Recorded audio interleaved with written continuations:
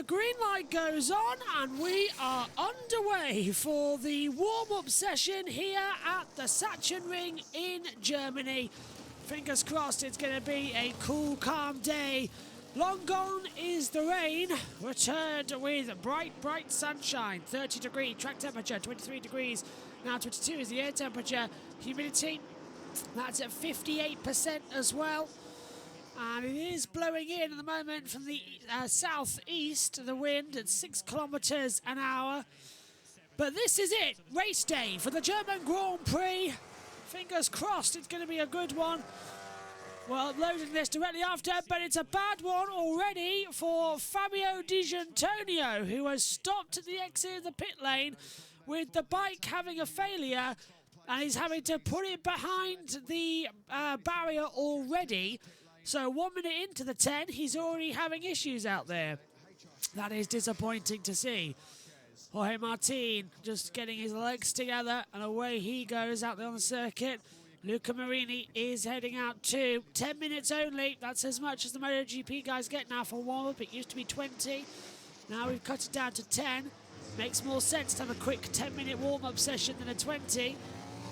But I still think there's too much practice times. Ideally, I would have practice 1 and 2 at 30 minutes each on a Friday. I would have practice. I wouldn't have a practice on a Saturday. I'd just go straight into qualifying, then the sprint race, and on Sunday I'd have a 10-minute warm-up like this. That's the perfect weekend.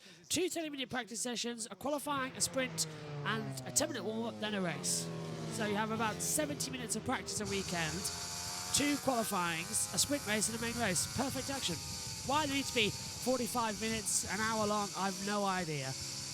Because it doesn't make sense. I know you're losing track time, but you don't need this much practice in MotoGP, you just don't. So yeah, we'll see how it goes. 2 30-minute sessions sounds great. I mean, Moto 2 and Moto 3 get, what, 35 minutes each? 2 35-minute sessions, 3 35-minute sessions actually. As Di Giannantonio has been pushed back up the hill, going the wrong way down the pit lane to return it back to the Granesi garage. So he's going to be double checking on that. First lap times coming on the board, as you can see, hard front medium tyres the maximum, apart from a couple of them out there on the circuit. That's what they've decided to go for. As they continue attack, Fabio Di Giannantonio is now sitting down saying, okay, I'll wait for my turn on the second bike. I won't push anything, I'll just wait here patiently. As Miller backs out of time. He's got his teammate Brad Binder right behind him. Miller and Binder up to the line. And the first times are a cropper with Binder 1:22.156, Miller 1:22.606, Quadraro 1:22.508. Marc Marquez now goes second. Marc Marquez going to have a really tricky day. Don't forget, out of all of the sessions we've had so far, only free practice on Saturday morning is the only session where Marc Marquez has not crashed. On the sprint race, but he crashed 3 times in 20 minutes during qualifying. 3 times in 20 minutes. You've just got to think, what on earth is he doing? And why is he doing it like that as well? Binder from Marc Marquez, Bagnaia, Bashiri, Quadraro top 5, Ralph Fernandez, Bezecchi, Augusto Fernandez, Aleix Spargaro, Jack Miller the top 10, Oliveira, Vinales, Morbidelli, Marquez, Nakagami, Folger puts it into 16th position. Binder is up on time. Miller's up as well. Binder's up. We've got a yellow flag. Sectors 2 and 3. And it's Marc Marquez. Oh, no! Marc Marquez, I've just said it. 93 has crashed, and it's destroyed the bike as well. Marc is kneeling in the gravel trap. The doctors are with him. That one looks like it's hurt. It's coming through turn 7. And Marc Marquez, again, another crash. 5th crash of the weekend in 7 sessions. 6 sessions, 5th crash. How much is he going to take? How much? This is ridiculous. Marc Marquez crashing at every opportunity, it seems. I was just saying it. We're recording this live and putting it out straight after. This is live. Marc Marquez. Let's see, is he going to dip the front through Cartholian? Is it a high side through Cartholian? Turns in. Fransky's putting too much, isn't he? And he's off the back. Oh, it's a high side. Oh, over the top of the handlebars. Nasty, nasty high side for Marc Marquez. I wonder when he's going to call it a quit. His body, I don't think, can take the loads anymore. It's really upsetting, but this is more and more crashes for Marc. Is it the bike? I don't think so. Although Mia keeps crashing, I don't know, but how long until they're taken out for safety standards? Because Marc is... I bet you he crashes in the Grand Prix. Yellow flag's been retrieved. I bet you Marc Marquez crashes in the Grand Prix. I am convinced he's going to crash. Marc Marquez fans are still here, though. Watching on. Miller getting out of the way, Binder getting out of the way as Miller goes through his own teammate. So, 5 crashes. Practice 1, practice 2, 3 in qualifying. And now 1 here. Didn't crash in the sprint or the free practice session. So, we've had free practice. So, we've had practice 1, practice 2, free practice, qualifying, sprint, warm-up.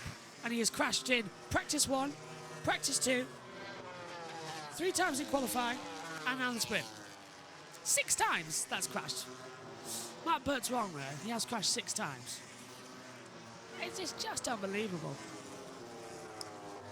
Second bike being prepared so he can destroy that. The Repsol guys must be really... He's not going to come back. Marc's winded a little bit. He's not coming back into the pits. He's stuck up there for the rest of the session. I can just see his eyes are up there as well. He's heavy breathing as well. That one hurt Marc a little bit, I reckon. We've got an off-board camera now, early on onboard. Lean angle's at 52, 55. Lean angle coming in, 60% lean angle. Oh, it's 57 when he dropped it and the bike just flew him up and high-sided him. He's having to walk along the barrier. I reckon that dazed him a little bit there, that accident. It was just such a wide hit into the wall, and it won't be appreciated and it won't be taken lightly. And he's just cracking his neck there like that, like I do sometimes. And he's going to walk back. The doctor just giving him a double check. But that's a nasty one. Really nasty crash. And everyone now watching on thinking the same thing. How long is this going to go on for? How long are we going to just accept it? Crashed so many times as we can. Look, Ducati are just watching open-mouthed, open-gazed. It's unbelievable. It's like, miles the jaw. Unbelievable scenes here. Zarco goes 6, 121.236, 2 minutes to go in the session. Marini's up, 34 thousandths of a second. So Marini's finding time as he takes the double in and controls the exit speed, starts to run and drag down the hill. Looks very nice indeed. Lovely little take there on the doubles. Martin, though, 2/10 up at the moment. Marini's in 15th position, so times they are changing as they come across. 1 minute 50 to go in this warm-up. Martin 121.167, Marini 121.389. Marini 10th, Martin 4th. Our sprint race winner yesterday, Jorge Martin. Runs out a little bit too deep at turn 1, but we'll get it back up. On board with Martin now, actually, as he pushes through.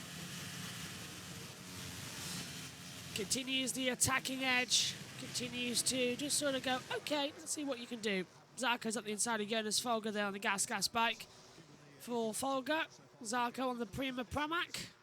Bagnaia has gone second, 121.097. Bezecchi's a 129.99. As they come across the board, Zarco 121.560. 5/10 down, he goes into 7th position on the timing screens. Everyone now just controlling what they need to see and making sure we're going to have a fun end to this session with no issues, 0 problems. Marc crashing was inevitable. I wonder if Marc will crash in the race. I really do wonder. It's going to be fun to see, and you can join us live later for it to see if Marc Marquez does indeed crash in the race. Time will tell, I suppose. Across the line, Luca Marini stays 11th, 121.618. Bezzecchi still topping it. Quadraro 121.429. Bezzecchi 121.988. They're all going slower out there. Checkered flag is out. The session is over. Aleix Espargaro goes 10th. 121.356. So the session concludes. And what is the jurisdiction of the stewards? Is it a fast time? Is it a slow time? Zarco sliding up a bit as well. He's a 10th off. Di Giannantonio goes 15th. Bagnaia 2nd. Zarco 7th. Morbidelli 11th. Bastianini 16th. Raul Fernandez 17th. Jonas Folger is 20th. Marc Marquez somehow ends up in I don't think he'll race. Mark's watching down at the swamp section of the track at the back with the water lake reservoir, and he is just looking over and shaking his head. Mark does not know what is going on. I don't know what Mark thinks actually right now, but I wonder if Mark will actually race today. He's limping as well. Mark's limping now. That's a worry. Turn 7 at Carthalin's a high corner, and Mark is, I think Mark's calling the doctor over and says, can I have some water? Is there some water anywhere? Medical says, yeah. So Mark wants a drink of water. Yeah, so Mark wants some water. I think they're going to find some water for him. Has the fan got some water for him? No. Fans, though, watching Marc Marquez walking by. That must be quite a sight. Repsol Honda walking back. Well, this is a sorry sight to see for world champions of the sport. And you do have to wonder what we're going to see. Waving to the fans out there on the circuit. Everyone's taking the checkered flag. Fastest up then Marco Bezzecchi, 120.999. Martin 2nd, Bagnaia 3rd, Oliveira 4th, Quadraro 5th, Nakagami 6th, Zarco 7th, Binder 8th, Miller 9th, and Aleix Espargaro to the top 10.